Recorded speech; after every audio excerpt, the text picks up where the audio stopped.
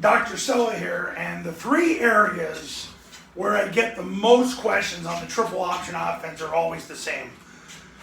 And this is in no particular order. Number one is play calling. How do you play call the game? And I've written about this for the last 3 decades. Focus on what Army, Navy, and Air Force does after the result of a play, and you'll get your answer.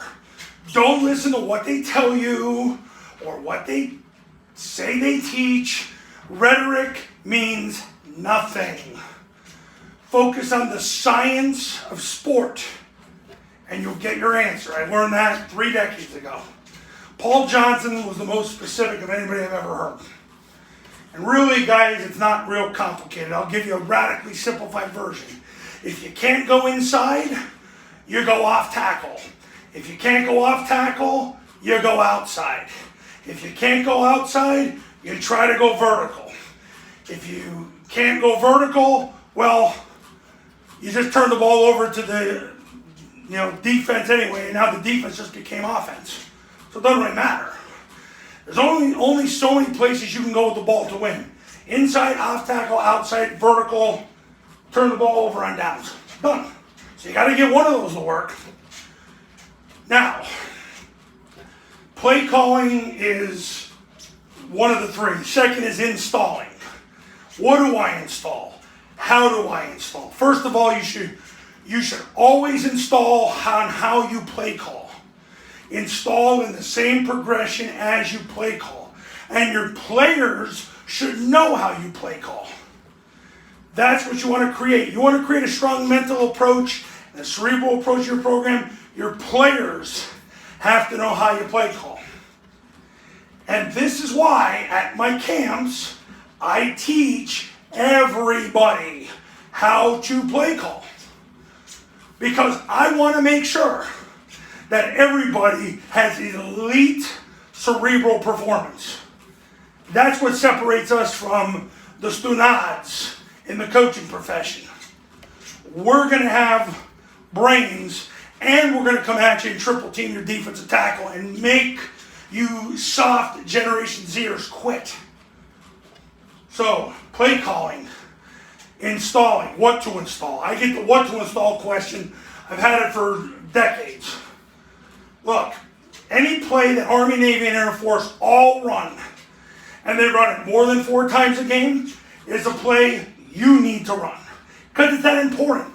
A 2-year NFL run study was done, and that study proved that you have to run a play at least 4 times a game for the play to become statistically effective and make a difference in you winning the football game. So, play calling and installing. Number 3 is practice. Now, this is where I think it's a crisis. Play calling is a crisis because coaches are too abstract. Installing is a crisis because coaches try to do too much. We have gym teachers acting too much like CEOs. And listen, my brother's a gym teacher, and he makes good money as a gym teacher, and he was a head coach at one point in time, but he ain't a CEO. Now, practice. Here's the deal. You'll never go wrong if you run plays. If you go 11 on 11, you'll never go wrong. And you'll never go wrong because you're accomplishing the specificity of sport. This offense requires cross-positional activity, maybe more than any other offense out there. You've got A-backs working with tackles, receivers working with tackles. The B-back needs the guard and his movement pattern to determine where he goes. This stuff matters.